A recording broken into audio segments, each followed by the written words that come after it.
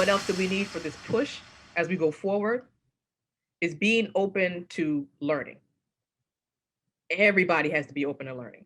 Understanding systemic racism, educational, health-wise, housing, in the justice system, understanding feelings, understanding hurts, understanding that our voice actually matters and I'm saying something and I'm speaking my truth, understanding disparities. There's another great article in the New York Times, I have to get it for you, where it talks about how Black girls are disciplined way more, right, than white girls their age, and how Black girls are oftentimes dehumanized, Black boys too, but just kind of saying, okay, a lot of the programs are for Black boys, but our Black girls are out there, and who's stepping up to defend them? Who's stepping up to talk about that? And if you work with children, this is the part I want you to understand, also understanding that when certain people of color come into your office, they face something totally different outside of your office. You may sit in the office and say, oh, I don't see race. This is great. But when they're in school, nobody hears their cries because even though they're in the 6th grade, they're treated like they're an adult.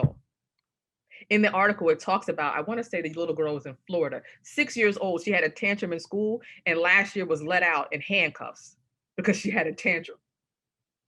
She's 6. Right? And I'll be honest, at my age, if somebody let me out in handcuffs, I'll probably have a tantrum and it would be traumatic for me. But now being 6, and the article mentioned, okay, years from now, when she see a cops go by, is that going to trigger her? Do you understand the trauma now, what she's working with? All right. So being open to learning macroaggressions, being open to learning microaggressions, like I mentioned with Stephanie's hair, like that's her. You just can't come up and touch her and making comments about hair. It's not okay. Right. That goes either way. Another point that we have to add to the push is being intentional about pressing forward. I think I saw her on here. I had a podcast interview with Colleen in the Chicago area, and she mentioned 2 things, like which I loved. She said the first step is self-awareness. The first step is say, okay, listen, my privilege, that's for anybody. It could be like educational. We're privileged in a certain area, right? Or finances, or when it comes to systemic racism, the privileges that are there. And then the next step is acceptance, realizing that, okay, I accept this, and now I need to work on this change going forward. The next step in the push is understanding that it takes courage. For everybody that got on here today, it takes courage to get on here and hear these words. It takes courage to be in these conversations. It takes courage to speak up no matter what race you are if you don't like something that you hear, and not just go along with what everybody else is saying. And I had to wrestle with that myself because I'm like, okay, everybody should be getting this. Every therapist everywhere should want to be having this conversation. And it bothers me when people don't want to have it. But I'm realizing, you know what, maybe they're not there yet, but the ones who do step up and say, you know what, I'm willing, courageous. And I commend you all for that, for willing to be vulnerable and put yourself out there. It's understanding that we all are individuals and that we can learn from each other. Okay, nobody's the same, and it's not fair to lay down blanket statements, but we're individuals and it's not okay to make assumptions.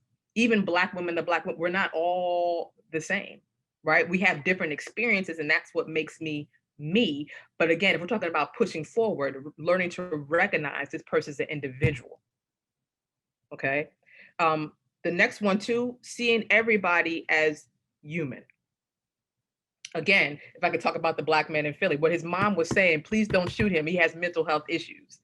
But see, what they probably, well, I can't say what the police officer saw, but I can say what LaToya thinks, right? What we often see, but we've seen it in the news many times, right? We've seen the Black person murdered, but when it comes to the white person that's arrested, South Carolina, they get to go to get Burger King, or they get arrested and taken to the facility, right, before a judge. But a lot of times we see Black people that are murdered, dehumanized. We don't see them as human beings, right? We see them as violence. And maybe even the flip side. A lot of times we may see others that aren't ourselves as ignorant. Well, that's not the case. Maybe they just don't understand and they're trying to ask a sincere question. Another step in it is empathy, seeing each other as human beings. And with that, I'm really big on storytelling. That's what helps to build connection, when I can empathize with you. I may not fully understand, but there's a part of me that now gets it, because now that we can connect.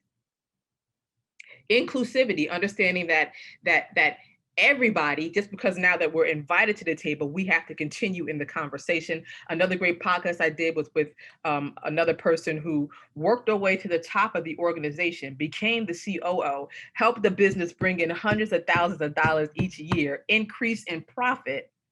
But when it came time to sit amongst the board, your voice is not needed here because the board didn't look like her.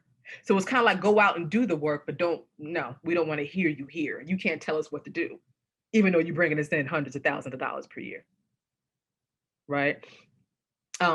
Learning how to speak to each other in a civil way. Now, it doesn't mean you talk down to one, right? It doesn't mean that you're better than the other, but learning to say, okay, how can we have this conversation so that there's understanding and mutual respect? If I'm included at the table, I need you to hear me. You may not fully identify with what I'm saying, but can we talk to each other? If I haven't been where you're at, can I still understand your space, right? And not see it as separate. So this idea of the push and going forward, all these things need to be included. But I want to see how, as mental health professionals, we can have this intentional community and then move forward in it. And not just, have the Can You Hear Us event and then be done with it. What's up next? What is it that we can create? What is it that we can build? What is it that we can challenge each other to do? And like I said, I would love those conversations to be, I invite you, my email is at the top. I think somebody said they couldn't see my email, but it's LaToya@practiceofthepractice.com. And I do want you to email me because I would love to sit down and have those conversations. Now, another part too is that when we build this, there are resources that are available and there are many diverse voices that we can hear. But I also just want to see your thoughts, because I can create and say, hey, this is it. But if you guys are like, hey, this is what we need, then we can go from there and see. And then I don't see any questions just yet, but feel free if you have something that you want to share, if you do have any questions for me here, if you have any thoughts about anything that I said, if there's a part that you think that I missed in there, as we talk about the push going forward and how we're going to push and how we're going to move forward collectively and not individually. And what do you all think that looks like?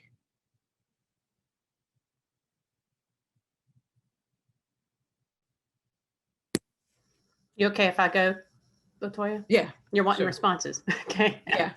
Either you can put it, hold on one second. Either you can put it in the questions if you don't want to have us unmute you, or we can unmute you and you can say it. Go ahead, Whitney. Sorry. Okay. Someone's asking, okay. So Joy Allen just asked me, is there a chat going on? You can't see it. You went right to me. I think I'm just going to chat real quick to make sure this chat's working. Okay. I can't see it. Oh, maybe I can't. I think that worked. I just threw a chat in there. All right. Oh, okay. Cool. Everybody sees it. All right. So y'all throw your questions in there for LaToya. So you're doing awesome. Thank you for having the conversation. Things that I particularly want to see is obviously my own development on anti-racism, and just engaging in the conversation as much as I can, whatever practice can put out for that. But also I loved what you said about masterminds, or like things to help us, I own a group practice. So it's like, how do I talk about that with my group and help them understand and this is difficult. It's like, I hear something from them. How do I address that? How do I help them see anti-racism, what that actually is? Because like, I've had this new awareness, but how do I share that with them? Mm-hmm. And then just the process of becoming more diversified as a practice. How do I hire? How do I reach out and find a more diverse population? Those are like the conversations and things that I need help with. Yeah. And I think that, and thank you for saying that, Winnie. And I'm just going to step out on a limb and say that you're not the only one probably feeling that way. Right. Yeah. And again, that comes, I see some heads nodding. Right. Okay. So again, that comes with the push forward. How do when I go back to the practice, okay, I feel it, but how can I get everybody else's buy-in and help to shift and change the culture? Mm-hmm. Okay. And those are the kind of conversations that we can have, because it's not an overnight thing, but it's a continuous work. I saw somebody post recently, listen, servitude doesn't have an arrival date. right? It's not like I've served enough and I'm done. The same thing when it comes to this anti-racism work. It's a constant process.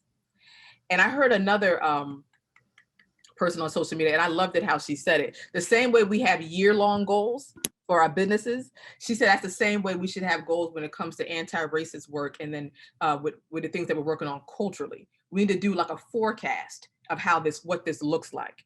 And so it's not just reading a book. It's like, okay, let's have these intentional conversations. Okay, by this month, this is where we expect to be. If it's new hires or community programs, or we're going to have intentional healing circles, so to speak, on these days where we can talk about things, but also challenging everybody else at the table, right? And help them to get uncomfortable and say, okay, listen, culture's about to change and you are going to feel a little bit uncomfortable.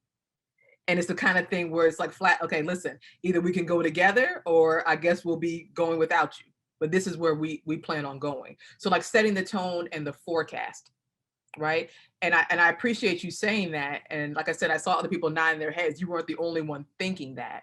But again, that's what courage is, right? To step up and say, this is the space I'm in and I'm a little uncertain about it, but this is where I do want to go. Yeah, it looks like Jennifer Payne has something she wants to say. I'm going to unmute her if that's cool. Okay. Yeah. Yeah, hi. Thank you so much. And thank you for having these conversations. These are so important and so vital. And I completely agree with you about the fact that, you know, we're all in this together, and that, you know, the more voices in regards to creating like a tapestry or a mosaic of, you know, different people that are doing this anti-racist work in different formats and different ways, that's powerful. But I guess like one thing that I have noticed since, you know, the George Floyd incident, and I mean, of course, I mean, just like many others, I was like really devastated by, you know, that incident. Like, you know, I was having a hard time for a whole week or more in regards to that. But one thing that I noticed is that, you know, there are gatherings that happen. So like say social media, large gatherings of people say, okay, we're mobilizing, or, you know, some other method. But I feel like there really needs to be a method for all of us to continue to collaborate in some way or form. Zoom, I see Zoom, you know, is great, but it's like Zoom fatigue. So, I mean, there should be more people in this room than you know, but it's understandable, because like I'm so sick of Zoom myself. You know, Slack, you know, like that, like people are trying to use Slack, people are trying to use websites, people are trying to, you know, so, but the point is that how do we all like come together in a systematic way so that we can all know what we're doing? So like, for instance, I would love to know, and I think you and I are in the, like in MEND in the same organization, but I would like to know like what, so I didn't, until I came here, I didn't know what you were doing, and you may not have known what I'm doing. And, you know, I don't know what somebody else in this room is doing. And so how do we know what each other is doing? Yeah. And I guess it's the kind of thing, and I was going to say, I recognize you from MEND because you did the ACT training on there. And I was a part of that, and I appreciate that. But you're right. I think everybody can say we've been on way too many Zoom videos. And then when we can meet in person, we never prefer to do Zoom again. I'm sure everybody feels that way, but I'm not sure what that looks like. Again, with technology, right? And social media being so fast and so quick, it's much easier to post something, but then things do get lost. So, but I also think that comes with an intentional community where we can have that space and we can bounce ideas off each other. And we're intentional about bringing things about what we're doing or big ideas that we're working on. And then because we support each other, now we take it back to our communities. But unfortunately, the way the pace of things is going and how quickly we can post and then it can get bumped down, it gets lost in there. And we don't know the next person is also trying to do those things. But I think that comes with that community. And I think it comes again, if we I keep saying charge each other up is another way to say it. But if we, I don't know, challenge each other to take it back to our spaces where we're at, that can also happen. I mean, there's emails and there's listservs, but what I hear you saying is, okay, if I see one more email list or one more, you know, whatever. But I think that comes in that type of community that I mentioned, like what that mastermind would look like if we all got together and began to have those conversations.